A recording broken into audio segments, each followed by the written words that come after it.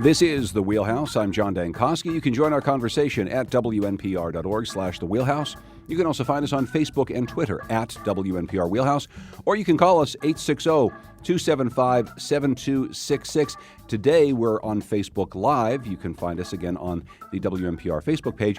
And we're also with CTN. The Connecticut Network is here. So thanks to them for coming in. I want to welcome in our panelists. As always, Colin McEnroe is here. He's the host of the Colin McEnroe Show on WNPR. Howdy, Colin. Good morning, Mr. Dankosky. Kalila Brown-Dean is here as well. She's Associate Professor of Political Science at Quinnipiac University. Hello there, Kalila. Hi, John. And Keith Vanoff is here. He's our state budget reporter, our state budget guru from the Connecticut Mirror. Hello there, Keith. Good morning. I'm trying out a new voice today for the holidays, so we'll see how this goes. And we're actually going to start with something that Keith has not just been writing about this week, but been writing about for quite some time, about the staggering income inequality in our state, some of the things that go into that income inequality. Perhaps we'll be talking throughout the course of this hour about ways in which we can get out of it. Among the studies you cite is one by the Economic Policy Institute, which finds the top 1% of households in Connecticut, on average, came out of the last recession earning more than 42 times the average of the other 99%. So nationally, that's about 25 times as much. So that gap, Keith, let's just start there. In Connecticut, there's a perception that it's much bigger between the haves and the have-somes and the have-nots, Sure. But it actually statistically is much bigger than the rest of the country. It is, and if you really want to refine it, John, in Fairfield County, it's 74-1.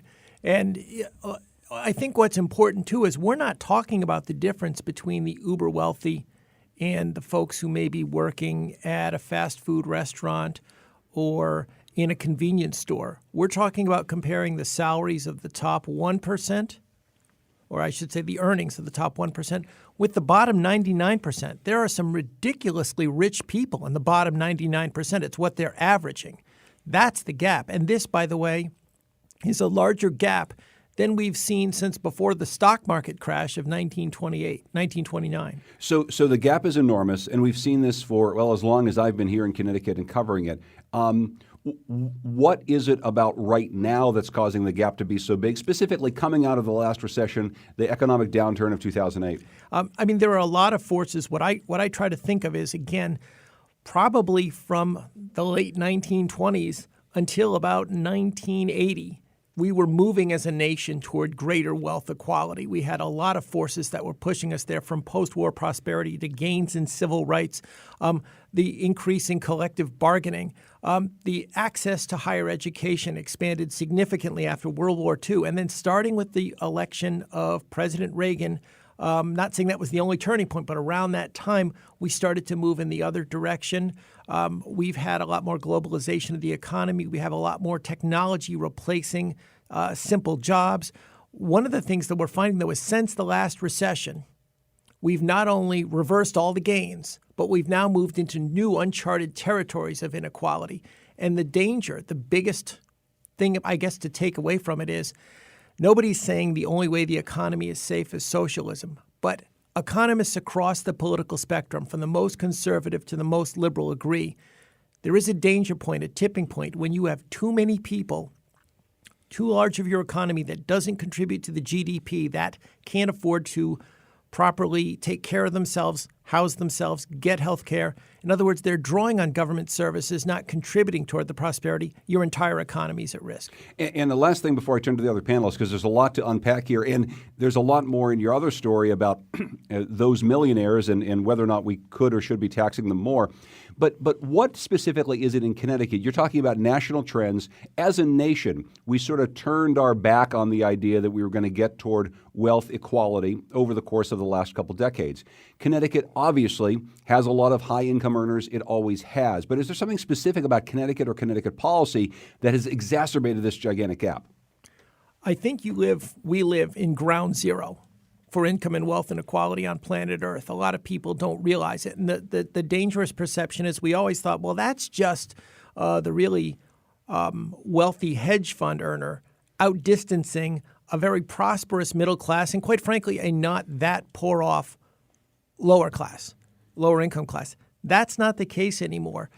Since the last recession, nationally, the top 1% have captured about 85% of the income growth. In Connecticut, it's 100%. Everyone else has been losing ground, about 2% on average. since the last recession. So you have a large group of people who are slipping into that dangerous poverty gap where they're not contributing. Yeah, and I think it's important for us to tease out the difference between the income gap and the wealth gap, because people in our state always point out to a few individuals who seem to be doing quite well or have high salaries. But that's not wealth. That's sort of generational transfer. And what it means, not just in terms of financial income, but also the ability to tie into networks.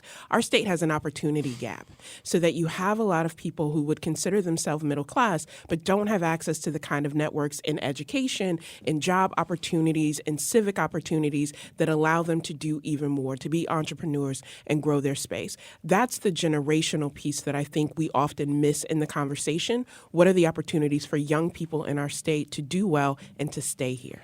And you cover national politics as well. So is there something in your mind, Kalila, that's specific to Connecticut about the way in which we address or don't address that issue that makes it worse here? I think that we are a state that is highly residentially segregated, and that makes a difference. So whether we're talking about, property taxes and how that gets distributed, the opportunities that it has, when we look at the lack of development in affordable housing, the lack of growing our economy, so not just the sort of, high intellectual capacity jobs, but the disappearance of those kind of manufacturing sectors that allowed people to become solidly middle class in the past and create opportunities for their kids. Colin? So first of all, I want to say that Keith's two articles are really, really good, and they're long, and you should read them both. And we're not going to be able to cover everything in them now. We could take little kind of nibbles out of all this stuff. So I'll take a little nibble. I was thinking about this morning, and I was thinking about a guy that I know who I didn't even realize until recently. He actually does officially live in Florida. He's a very wealthy guy, very nice guy, from Connecticut, made his money in Connecticut, cares about Connecticut. But it turns out probably his guy told him, 183 days in Florida, you're just going to be a little bit better off. So I was thinking about, let's call this guy Ernie. What would it take? What would it take to get Ernie to quote unquote live in Connecticut again? And one thing that intrigues me anyway is that Ned Lamont is the first governor we've had since Weicker who actually is from this world. He's from the world of the people that Keith is talking about. He's from that upper echelon. And so presumably he knows a lot of them. He speaks their language. He knows a little bit about how they think. And one thing that just occurred to me, and I thought about this morning. I don't know how good an idea it is, but it strikes me that we can't fix the problem that Kalila and Keith are talking about at a Connecticut level very easily. As long as there's 49 other places to go to, and as was pointed out in Keith's article, as long as you can drive, 100 miles and be in a different place, it's very, very hard to fix this in a state. What can you do in a state about the inequality that we're talking about that doesn't drive the rich people someplace else? And one thing that rich people do like to do, I think you have to find things they like to do. Well, they like to be philanthropists. They really like to be philanthropists. They don't like paying taxes very much, but they like to be philanthropists. And I wonder if you could start there. If Ned Lamont and Melissa McCaw, his new budget director, could start there and start a dialogue up with some of the people who have moved but still are basically here in the state, and people who are at risk of moving and moving their large fortunes someplace else, and say, how could we structure taxes? How could we structure your liabilities so that, what if we did drop the top rate down the way the Doomsday Panel talked about doing? What if we dropped it down, but you made a commitment to start funding some of the nonprofits that are, in fact, as we'll be getting to later in the show, going to have to pick up some of the slack of what state government does, deliver services, create educational and economic opportunities for people down near the bottom of the ladder. What if we created some kind of system where it would be more attractive for you to be a taxpayer here in Connecticut, but the backside of that is you'd be an even bigger philanthropist than you are now. And, we put your name on stuff because they really like that. Keith, what do you think of Colin's idea? Unfortunately, it's moot because Connecticut doesn't have the fiscal flexibility to do that. And this goes back to the other thing we've talked about forever. It's tough enough to say what are solutions to income and wealth inequality, and Colin raised a very cogent point. But we're also dealing with our legacy of debt, our pension debt. We have a bill collector coming at the door every year demanding more money to catch up on these benefit payments that we never saved for. So we don't have the luxury of forget lowering taxes, even freezing our tax rate, because the business community will say, well, if we just kept taxes constant for 5 or 10 years, the economy would take off. But what do you do when every single year the bill collector is at the door saying, you have to pay more in teachers' pensions, you have to pay more in state employees' pensions. I'm not going to wait for these other things. It's kind of like trying to fix the roof while it's raining outside. We're caught with two massive problems, both threatening us, both demanding attention, and either one would take up all of our time. All of our time, and Colin, all of our money. The idea that is sort of laid out in Keith's stories is that without some sort of additional tax revenue, we don't even get close to, maybe even at that point, don't get close to touching any of the systemic problems. So the thing that you're talking about that might help to solve some of the issues, it won't ever get there because we won't be able to use people's money and give them tax breaks to help to fund nonprofits because we're going to have to use that money just to help pay down the bills. Right. And that's tragic and that's a problem. But I'm not taking this morning's idea off the table yet. I think there may be ways to do it. I think a lot of it also probably involves having a dialogue between Melissa McCaw and her troops and the guys, some of whom are women, I would say, who tell these rich people where to go. Go to Florida. Don't do this anymore. So, because I think a lot of these wealthy people, they don't go because they decided. They go because for 6 years in a row, the people who handle their taxes and their finances say, you're crazy. You got to get out of here. And they get tired of hearing it. And so they live for 183 days someplace else. I'm just interested in knowing if there's a way to keep the money in the state. But let me say one other thing about Keith's article, because it has something in it that I keep coming back to. It's at the end of the Millionaire with a Suitcase article, I think. And I think Fred Carstensen is the one talking about it, maybe not. But okay, so the Doomsday Panel, that's the Commission on Financial Stability and Donuts and Bowling, or whatever it's called. They cited a number, I think, at that time for for the total number of exemptions in the state budget. So let's define exemptions as situations in which an entity or person would ordinarily have to pay a certain amount of money in taxes, a certain kind of tax, but for whatever reason doesn't pay those taxes. I think their number was $5 billion. Keith's got $6.5 billion at the end of one of his. So there's $6.5 billion in theoretical putative tax obligations that just don't get paid, often because some lobbyist very effectively got in there and said, yeah, well, for these people, we really can't have them pay that because the business will move out of the state or whatever. Somebody got them a deal, or this was seen as a net positive. One place I would start in the revenue picture is a really rigorous examination of that $6.5 billion in tax obligations that, for whatever reason, don't have to be met. I think, Colin, you shouldn't take the suggestion off the table because it's already happening in pockets. So if we look at the role of community foundations across our state, I know in Greater New Haven, we're talking about this notion of inclusive growth, that it can't just be about New Haven and the neighboring towns. It has to be a regional approach because I think the question that was raised earlier, can we afford to do this? Can we afford not to do it? What are the consequences of that? And so whether people have portable wealth and decide to go somewhere else, who gets left behind and what gets left behind, I think has to be a part of the conversation. Just to take one more stab at it, I want to go back to one of Kalila's points, and it was very important. The difference between income and wealth inequality. Income is pretty self-explanatory, but your wealth is not only talking about your savings, or people think about the stocks or the bonds or the value of your home. It's also your negatives. It's your credit card debt. It's your mortgage. It's your student loan debt. And these are things, it could be your healthcare debt because you couldn't pay your bill at the hospital. These are things that are really wearing down the poor and the middle class. Okay. Think about, as she then said, the struggles they're having accessing higher education, accessing quality healthcare because of this disparity. Now let's go back and look at this pension debt. What the state budget's pension debt is doing is it's leaching resources already out of the services designed to help these folks. It's making it harder for people to get on the Husky plan. It's making it harder for people to afford a community college or a state college education. So if we want to, and again, Colin's idea is brilliant, but it's like trying to spread a tablecloth that's too small over a large table. No matter how you tug it, you're exposing another area. So if we were to say, forget cutting taxes on the rich, freeze taxes on the rich in the hopes of producing more philanthropy.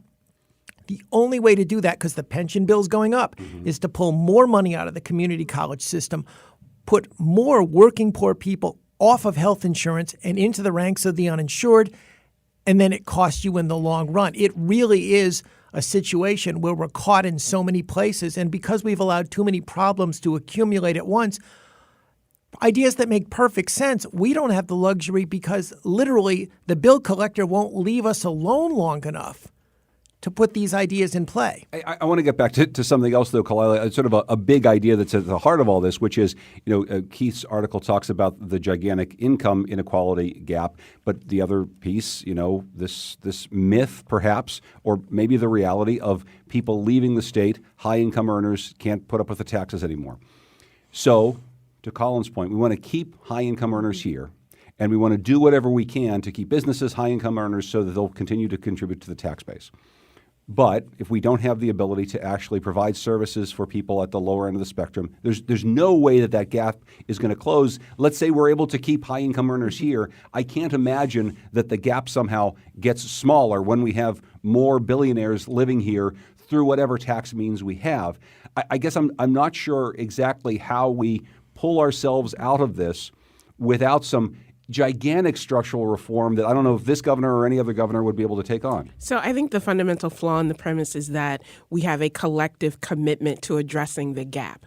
There are many people who benefit from this gap, and they are often people in positions of power, positions of influence, whether elected or not, who can either exploit that gap for their personal gain or who like to believe that poverty is somehow a moral indictment, not just in our state, but in our country. And so exploiting that. If people are rich and wealthy, it must be because they have lived so well, as opposed to inheriting wealth or having their father be able to give them $1 million to start a business. Must be nice. I didn't inherit that.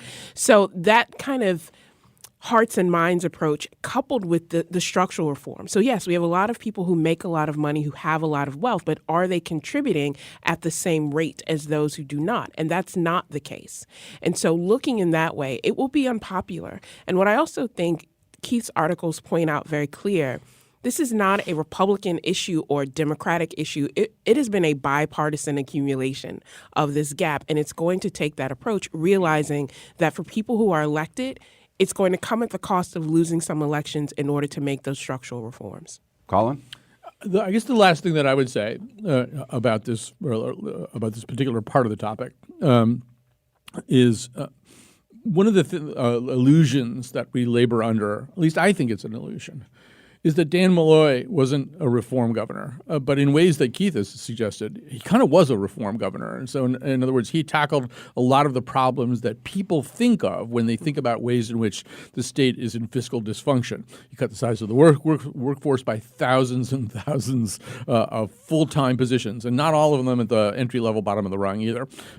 He has begun transitioning the workforce, new hires, into a defined contribution type of pension plan as opposed to the defined benefit plan that makes everybody so mad. So, I mean, he's done a lot of the things that you would do, the low-hanging fruit and maybe even the medium-high-hanging fruit that you would do if you were a reform governor. If you were planning on getting some new 2019 sworn-in reform governor in there, boy, a lot of the stuff that person would do has already been done. And in all the ways that Keith says, the problems aren't fixed because the problems are deeper and longer and bigger.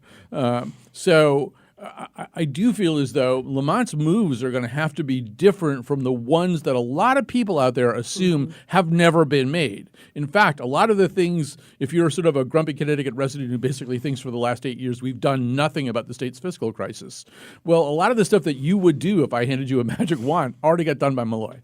Yeah, if you think of how you would address income or wealth inequality, the first thing we might think of is, okay, how can we redistribute burdens in the context of a situation where government seems to have its ducks in a row? That's what you'd be talking. But in the Connecticut context, it's, if you look at the math for the pension debt, the assumption is we owe so much money over the next 15 years, every single person in Connecticut has to sacrifice. Everybody's going to end up paying more in taxes and getting less services. That's our baseline. And then we talk about, from that baseline that people haven't even understood yet, how do we redistribute services? That's the ugly thing. Again, we're talking about. So some people say some folks should lose nothing. They're just it's so in trouble and it puts the economy at risk. So fine. So if I can't touch, say, the poorest, now I have to go to the remaining groups and get even more. And then to get politicians ready to have a candid discussion with this type of context, we've got people running for governor talking about eliminating the income tax. I mean, there's not even close to. But as we've also found, Keith, if we do shift those burdens to the wealthiest Connecticut residents, as we saw during the last economic downturn, and who knows if we've got another recession coming on the horizon, our ability to count on those revenues moving forward, it's really up in the air. It's the most volatile source of income if we put more on the income side of the wealthiest people in the state. We are like somebody, though, who's on the way to the dentist and insisting upon a positive root canal experience. You hope the dentist has skills. You hope the chair is comfortable. You hope he or she uses sufficient Novocaine. But you're standing outside not you, John, but we're standing outside the office going, no, until you can show me how I'm going to love this experience. There is no scenario that does that because of the amount of debt Connecticut has amassed over the last 70 years. I hate to end the segment with one other little piece of bad news, Kalila, but something else just came out from the federal government. Connecticut experienced a nearly 17.5% increase in homelessness between 2017 and 2018. That's according to a federal report released this week. And that means that there are fewer people able to find shelter. It means that the price of living in a house or a rental property anywhere in the state is too high for the amount of money that people are making, and that's something to really pay attention to. Happy holidays. We're just so great and pleasant this morning, right? But I think it also, again, speaks to how instability in one sector affects so many other pieces. That if you have more families who are housing insecure, it's going to have an effect on the stability of their kids in school. Because then the towns have to figure out if a child is in a shelter or temporary housing in another town, how do we get them to school? We see higher rates of truancy and absence, and that has lifetime effects on earning potential as well. Last thing I'll say is it's clear this is a structural problem that will not be solved by a quick fix. And I hear so many people saying, well, the answer is marijuana legalization or the answer is casinos. That will not fix the depth of this problem that we're in, and people have to take a long-range view of getting out of this issue. Did you want to have a quick last thing? Yeah, I know we're pressed for time. I should have mentioned one of the most important things about wealth and income migration is that that is not the primary means by which the state gets more or less affluent. More than anything else we found, there is not a lot of migration. Arkansas has been gaining income for the last 30 years, and on all the poverty metrics, it's still one of the poorest states in the nation. Connecticut's been losing income for the last 30 years, and so is Maryland and all the other states at the top of the rank. Correct. And they're still among the richest states per capita in the nation. And Colin, that's a very important thing that, again, sort of gets lost when we campaign about this being a problem that's actually not a problem compared to the rest of the country. Right. And it's another reason why you should read Keith's article. The Millionaire with a Suitcase article in particular, I think, looks at this in a really, really balanced way. It tends to get described in pretty stark, one-sided terms, one side or the other. Just quickly about housing. This is another reason why Melissa McCaw is going to be an interesting budget director, because she's been working in Hartford for a really long time. She knows firsthand, close up, what it looks like when you don't distribute housing across the state in anything resembling an even-handed way, but when you warehouse the poor in cities which have shrinking tax bases because of all their tax-exempt tax-exempt property, she will be in, I think, a very good position to communicate about some of the problems that we have with housing. Talk about a need we didn't address for decades. Well, when we come back, let's talk about her and some other hires that Ned Lamont is making, and some other people who are making recommendations to tackle some of the things that we are talking about today. That's Colin McEnroe, the host of the Colin McEnroe Show. You just also heard from Keith Phaneuf. He's state budget guru from the Connecticut Mirror. You can read these articles at ctmirror.org. And Kalila Brown-Dean is here. She's associate professor of political science at Quinnipiac University. We're in the wheelhouse.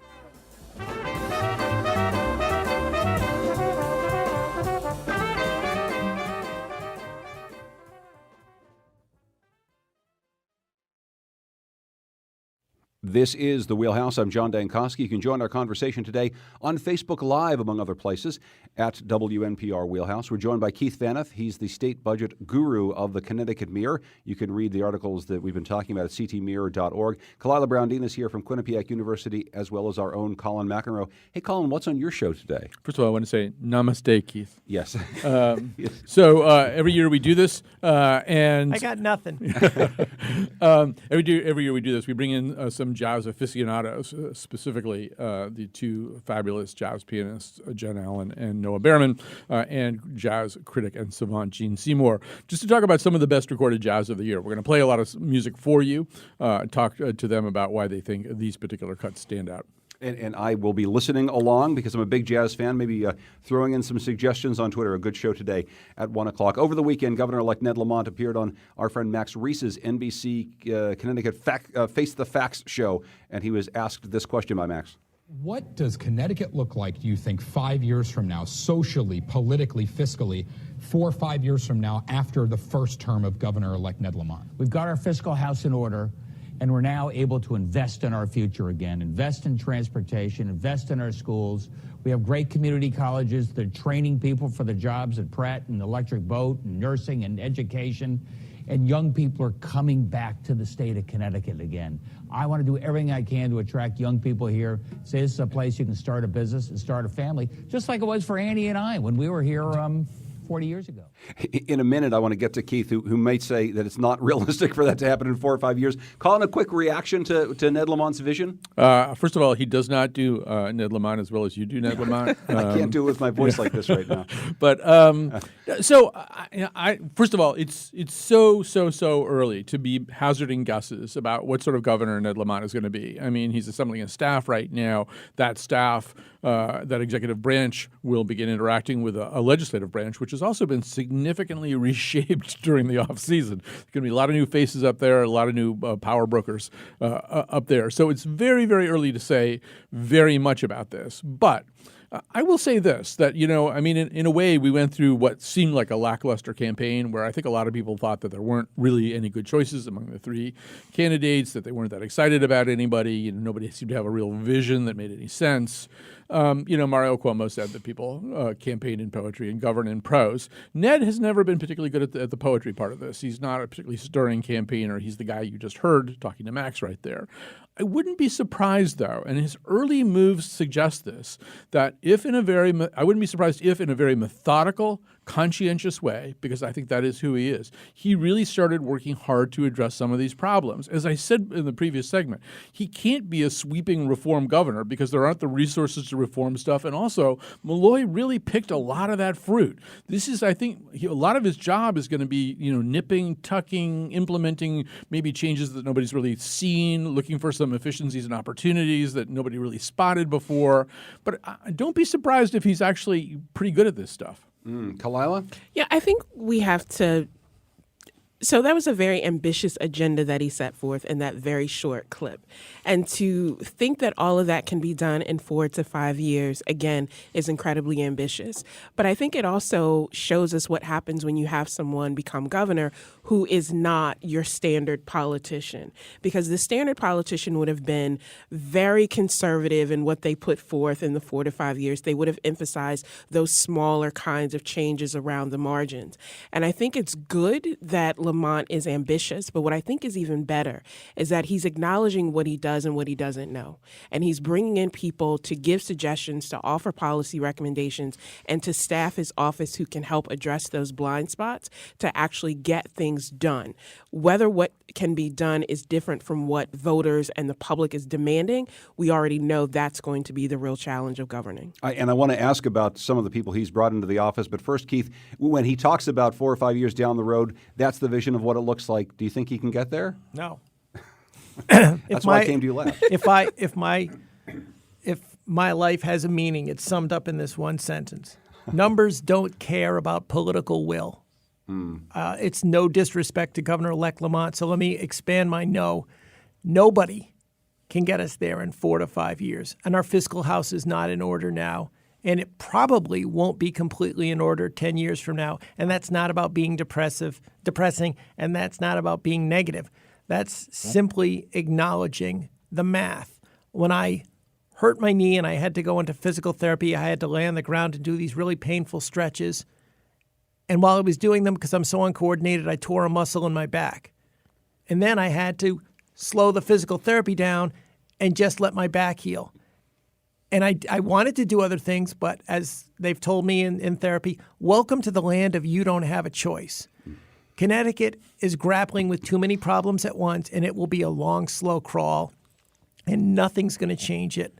But we get jazz music later today, so it balances off. So the depressing isn't what you were trying to do. That's just a little bonus for us at the holiday season. It is what it is. Numbers don't care about political will. What about the people he's brought in? We've talked already about Melissa McCaw. He's shifting around the structure of the office a little bit, bringing in a guy who knows politics really well, Paul Mounds, a guy that we know who's worked both at the federal level and at the state level and at the city level. What do you think about these hires and what they can do to help them in this transition period and maybe this kind of bleak period that you're outlining? I think what's very interesting is a lot of legislators are going to be watching to see not just about they're not going to be watching to see the competence of Melissa McCaw or Paul Mounds because they already know the competence is there. People know that we're talking about very bright individuals. Nobody's worried about that. They're curious to see how loud of a voice they're going to have in the back room driving the agenda. If Melissa McCaw is told, this is Governor Lamont's vision, execute it. She can do that. If she has a role in shaping that vision, I think legislators are going to be happier. Kalila? Yeah, and I think we often leave out the piece of legislators because they are bringing a very diverse agenda, very divided agenda, and it's going to mean something now that the players at the state legislature have changed and reordered power structures there as they deal with their own kind of battle. So the pressure that they are going to bring, the pressure of the national political scene, and how that may create some imperatives here in Connecticut that whether Lamont is ready to address them or wants to address them, he can't avoid them. And so looking in that way, I think it's even more complicated as a political space. Right. So, I mean, some of this, once again, it's very early to say what all this stuff means. I mean, we get names and titles. We don't really know how they play out until we watch the team take the field. And so, I mean, just to sort of maybe even clarify something that you said in terms of reordering or reshaping government. So Paul Mounds, who by the way, every time I read that he's 33, I can't really figure that out because I feel like I've known Paul for 33 years or something, and he wasn't a baby when I met him. But anyway, Paul Mounds, who's a guy, as you say, a lot of experience, and also sort of a face that you're happy to see. You people like Paul Mounds. You meet him in the hallway, you're glad you ran into him. There are people who've done that job or a job like that where you'd go way out of your way. You take a route way out of your way to not run into that person. Okay, Paul is not that guy. He's been brought in as COO. This is sort of a term that doesn't really have any particular meaning in state government, in the governor's office. It's I think something closer to what John Rowland referred to as co-chiefs of staff. Rowland often had two chiefs of staff. One for the legal business, one for the illegal business. No, that's not what it was. But so how this all gets set up. I think the guy who's got the job of chief of staff, who's a Bridgewater hedge fund guy, he's going to have one set of duties. Paul, I think, is probably going to interact a lot more with other elected officials. He knows that territory pretty well. But, I mean, until they really get on the field, and as Keith said, too, a very important question is, are they just executing thoughts that come from the brain of Ned Lamont, or are they part of the brain of Ned Lamont? And that's another thing we don't know yet. All the recommendations that come into the governor's office aren't going to be coming from the people we just talked about or any of the other people that he's hiring. The transition team created a series of advisory committees to help set policy goals for the first 100 days. Kalila Brown-Dean actually served on one of these committees, and both as a point of disclosure, but also because you know a little something about this. This is the Women's Policy Committee for this transition team. What sort of things are you talking about? And maybe as you talk about the goals, weave them into this bigger issue and this problem that Keith's talking about, because we've got a lot of policy goals that we all want to reach, but there's the bigger problem that we're all facing. Right. And so I think it was very clear for our committee on women and girls, but all of the committees, to understand that there are, as Keith would say, these numerical constraints on what can be done, when it can be done, and for whom it can be done. So one of the things that we looked at on the Women's Policy Committee was, what are the disparities in our state? And how can addressing those disparities do things like grow our economy, make our state more attractive for businesses, make it more solvent for families, and keep young people here? So as an example, we talked about the disproportionate rates of punishment for girls of color within Connecticut school systems. When you look at the very high expulsion and suspension rates of girls of color in our state, that's something that can be addressed, that is revenue neutral, but addresses some of these broader institutional things that can happen. And what I most appreciated about this was a nonpartisan commitment. So you had people coming together across the political aisle, across issues and ideologies to say, what do we do to make our state better? And I have to give a shout out to the students of Grace Academy in Hartford, because those young students, 5th, 6th, 7th grade, asked tough questions, but presented themselves in a way that shows what can happen when you invest in the success of girls and women across our state. Keith, what do you see in some of the policy ideas that are coming out of this committee, other committees, the things that are bubbling up to the governor-elect? Because each transition of a new governor, we have a lot of people who are stressing these are the things that we want to have done. What do you see in all this? Honestly, I'm going to stick with my theme here. I see a lot of danger, because it's the danger of setting false expectations. When Governor-elect Lamont comes out and says, we've got our fiscal house in order, it shouldn't be a surprise that these policy groups start bringing up new initiatives. That's what you do when you have your fiscal house in order. Well, we still have some needs that aren't met. And you go forward until mid-February comes up and his budget comes out, and it's going to be the biggest splash of cold water in Connecticut's face. And people are going to basically say, what the bleep? I thought we were getting in a position where we could do X and Y and Z, and we're talking about trimming these areas? Why am I not seeing this? I thought our fiscal house was in order. It reminds me very much like Governor Malloy's start of his second term. He campaigns, pledged not to raise taxes. There's not even a deficit. We're actually going to be cutting taxes after the election. After the election, we hear state of permanent fiscal crisis. We're raising taxes, not the second largest in state history, but a big tax increase. And GE and Aetna and other companies say, what the heck? If it's not about being negative, but if you don't set the context properly, you erode public trust. What about the battle it sets up amongst social service agencies on the private side and on the public side? Both sides say they're the ways to actually provide the services with diminishing funds, obviously, over the course of the next couple of years. How do you think that battle plays out? And that I will tell you how that battle plays out, and that's an example of how you don't have your fiscal house in order, because as you just pointed out, John, it's a battle between union and the private sector for scarce resources. That's what happens when things are a mess. I think the way it plays out is inevitably the state moves toward privatization, but probably not for at least a couple of years because of the concessions deal. Unfortunately, I think it's a move toward privatization, sticking with the depressing theme for Colin, where we put more burdens on private nonprofit social services, but don't give them more resources. Colin? All of that has already happened, essentially. First of all, there was a huge privatization. Gets worse. Yeah. So it was a huge privatization push under Rowland in particular, and certainly also under Malloy, where there was the cutting of the resources that were going to go to the nonprofit sector. They'd be happy to tell you that they're being asked to do more with fewer resources. So, yeah, that's already happening. And I want to say that this is an area where I'm increasingly kind of agnostic. I used to think I had kind of a handle on the question of who delivers services better and who delivers what kind of services better and what kinds of things should stay with kind of tenured state employees, who have a certain core competency and some expertise and stuff like that. And then, because a lot of times when you privatize something, if you privatize, for example, tax collection, which a lot of cities do, you suddenly have nobody at City Hall who can deal with a problem that a taxpayer is having because all the decisions are being made at some company somewhere. So there are ways in which privatization is not always a good thing.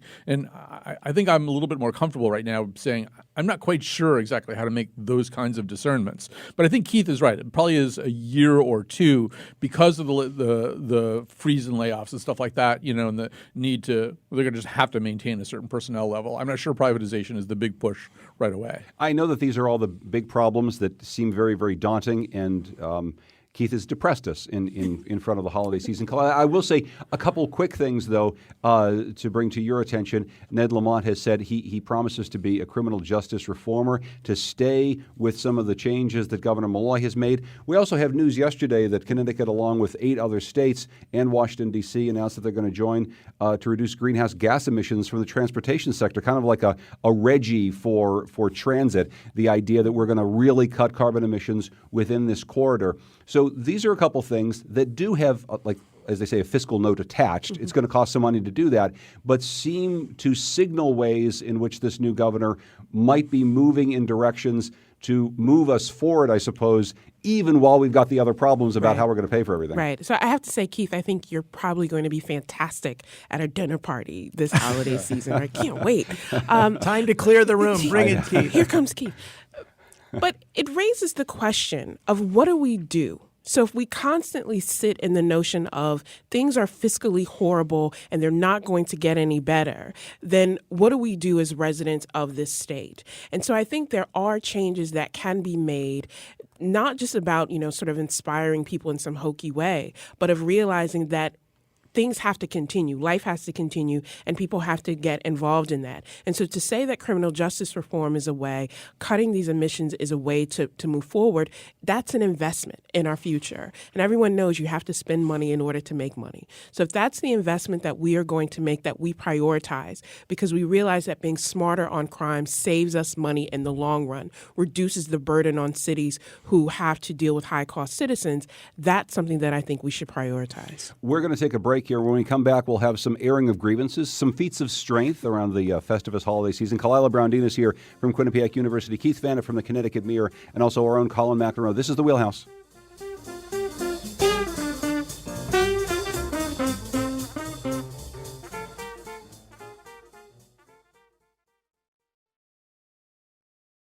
This is The Wheelhouse. I'm John Dankosky. We're talking about the week's news with Keith Vanna from the Connecticut Mirror, Kalila Brown-Dean from Quinnipiac University, and our own Colin McEnroe. We've got a lot still to get to in the last couple of minutes, but I want to bring up this story, Colin. UConn and its former men's basketball coach, Kevin Ollie, are at odds. The latest is Ollie wants to bring a federal discrimination claim against the university. He alleges that it's illegally preventing him from doing so. This stems from the firing of Kevin Ollie amidst some recruiting violation allegations. He says basically, Jim Calhoun for years did some of the same stuff, and you didn't ever fire him, and the university is trying to keep Kevin Ollie from actually filing the suit. Well, he's certainly not wrong in his first point there. So Jim Calhoun's offenses were considerable. He was suspended for 3 games as a result of illegalities and improper activities in the Nate Miles recruitment courtship. Other members of his staff, I believe, were just cashiered. I mean, they kind of lost their jobs. And also, so the program was put on probation until 2014 because of that offense. But the team also had a 2013 postseason ban because of academic record problems. So, I mean, Calhoun had, way more problems than anything that's ever been illustrated about Kevin Ollie. In terms of the merits of this suit, I'm not a good enough lawyer. I haven't read enough about it. If I were UConn, I would be nervous about the discovery process, what kind of emails, what kinds of meeting notes memorializing certain conversations you have had. People tend to be very sloppy about that. I would be very surprised if UConn and the people who are decision makers out there haven't been somewhat sloppy about that. So there may be a big impulse to settle rather than go through discovery. Yeah, and to settle, and just very quickly, Kalila, once again, maybe settling State University, talking gigantic contracts. We hand out multi-million-dollar contracts to coaches all the time, and here's more taxpayer money at risk. Right. This is our priority, to pay very high salaries, very high court costs for coaches and for their staff. I don't fault Kevin Ollie for filing this suit or for, making this complaint. That's certainly his right. What I do fault is an institutional structure that prioritizes college sports over the well-being of its students. Because when these things happen, the people who lose out are the students and their families who, many of them, this was their only way to get a higher education degree and now have to deal with the fallout of their school's bad decisions. We've been ending our program, Keith, with airing of grievances or feats of strength. And we'd like to aired enough grievances already. We'd like to go to you. I would love it if you had a feat of strength, Keith, but go ahead. Go ahead. I don't have a grievance to Yeah. air. I don't know if this even qualifies as a feat of strength. Yeah. I've just realized something over the last year. There's no problem that's so bad that it can't be made better by looking at pictures of dogs and cats messing with each other on Twitter. If more people did that, this world would be a better place. I watched one cat for no reason at all, sitting on a refrigerator with another, push the cat off. His another cat right next to him just shoved him off out of the blue. I must have watched it 25 times yesterday. I think every problem went away. And that's also a metaphor for the state's fiscal crisis that I'm sure you can work in somewhere. The I cat guarantee pushing you the other cat. right now, if Governor-elect Lamont was looking at a cat swiping at a dog, maybe riding a Roomba while doing it, he would have all the problems to the budget solved. All would be better. How about you, Kalila? I actually have a grievance. So we know that the Senate last night passed this First Step Act, which is meant to reform the criminal justice system at the federal level. Less than 200,000 inmates at the federal level, over 2 million at local and state. And so while we should applaud that reform, we have to also remember that President Trump has put forth William Barr as his nominee to replace Jeff Sessions as Attorney General, who, when he was previously the Attorney General, made the case for more incarceration that devastated the communities. So looking at that in the totality, and also looking at the case of Centoya Brown in Tennessee, sentenced to 51 years for killing her attacker when she was a victim of sex trafficking. Very serious grievances. Thank you, Kalila. Colin, how about you? I was going to do a grievance, but I'm going to do a feat of strength because I think we need one after the show. So I think it's good to look at businesses that are starting up around here, just by regular old people doing something really cool. And I'm going to single out a company called Amazing Aki. So these are Jamaican patties. They're vegan Jamaican patties. Vegan Aki is this kind of, it's sort of the other magical Jamaican substance. It's hard to even explain what it tastes like. It sort of tastes like scrambled eggs or something. Anyway, they do a whole bunch of different kinds of vegan patties. They operate out of just a little bit north of Hartford. They're either in Bloomfield or Windsor. You can buy the patties at Geisler's in Windsor, or Geisler's supermarket in Bloomfield. They sell them at the Bean, which is a coffee shop in Windsor. I've been getting them at the Coventry Winter Farmers Market, where I'm there with my Jamaica-phile friends James and Norman. We're all they're so delicious. They're really good. And they have kind of a lightness to them that you often don't get with the Jamaican patties. There's a light fluffiness to it. Yeah, I believe the chef is, I think her name is Chantal Thomas. But anyway, terrific. Amazing Aki. And you can look them up on the line. That's online. That's their name, amazingaki.com. Very nice. I love that. And I like that they're a little bit lighter. Yes, because they are lighter. The Jamaican patty can be a day ender if you have a Right. heavy one in the middle You of can the play day. hockey with some of those. Okay, so speaking of hockey, I'm going to get to that in just one moment. First of all, my feat of strength. Howard Burkus is a reporter for NPR who many of you know. He's been working for years, not only with PBS Frontline, other reporters at NPR, and also a group called Ohio Valley Resource, which is a collaborative journalism network very much like the one that I run. And they've been working on the story of black lung amongst miners in Appalachia. Kalila's from Virginia. I'm from Pennsylvania. We're on the far reaches of this Appalachian coal belt that has been in the news because Donald Trump's wanted to bring jobs back there. The problem is those jobs over the course of the last several decades have been killing people. And the federal government and the state governments and local governments haven't been paying anywhere near enough attention to just how many people are sickened by black lung disease. This latest in a series of reports shows just how much they have been off. It also shows the problem of silica, which is another type of dust, which happens when you're mining in places where there's not that much coal, but you're just going for the last little seam, and that ends up in the lungs of people. It's like shards of glass. And I encourage you to read this reporting. It doesn't sound like a cheery thing or a feat of strength, Kalila, but I will say it is a really, really important story for people from where we're from. Now I'm going to end with a gripe. And it's a gripe that a lot of you might already have. This upcoming weekend on December 23rd, the Carolina Hurricanes, remember them? They're a hockey team that used to be called the Whalers, and they moved there some years ago. They actually won a Stanley Cup. In 1997, they left this city high and dry.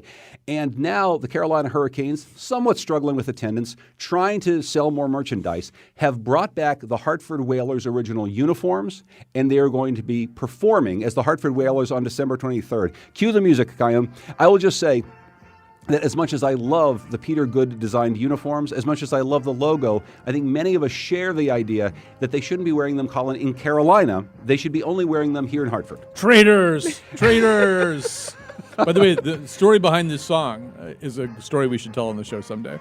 the story behind Brass Bonanza. Yes, this is the Hartford Whalers theme song. I will hold you to that, Colin. Yeah. Colin McEnroe, the host of the Colin McEnroe Show. Kalila Brown-Dean from Quinnipiac University. Thank you, Kalila, and Merry Christmas to you. Thank you. And thank you also to Keith Faniff, our budget guru from the Connecticut Mirror. Thank you so much, and happy holidays, Keith. Smiles and puppies. Smiles and Puppies. The Wheelhouse is produced by Scott Brady. Katie Tolarski is our executive producer. Kyron Wolf is the technical producer. Happy holidays to all of you. We'll be off next week.